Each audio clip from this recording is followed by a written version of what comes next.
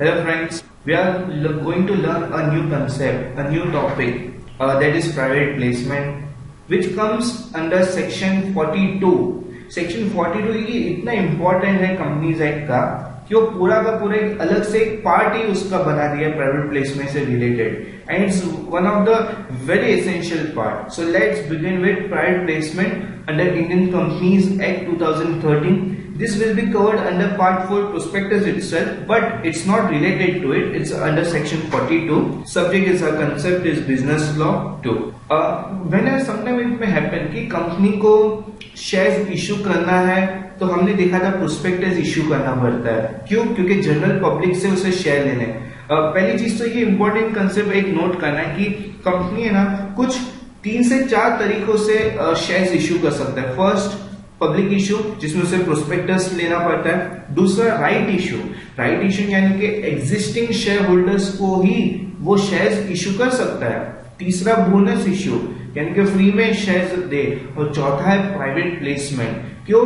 Private individuals कुछ selected group को वो क्या करे, शेयर इशू करे.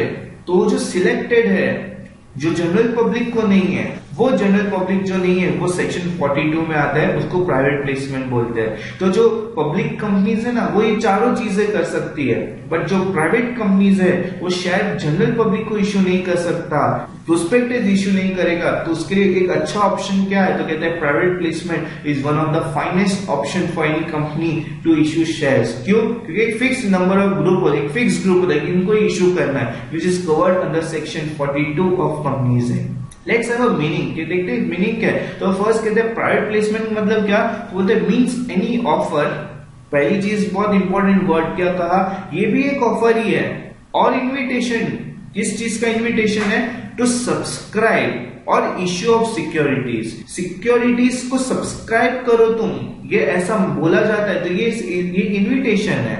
अच्छा, क्यों इन्विटेशन दे रहे, ताकि हम सिक्योरिटीज इशू कर सकते हैं. अब इसमें सिक्योरिटीज बोला है यानी कि सिर्फ शेयर्स नहीं, शेयर्स के साथ डिबेंचर्स भी इसमें आ जाते हैं. किसको इशू करना है, तो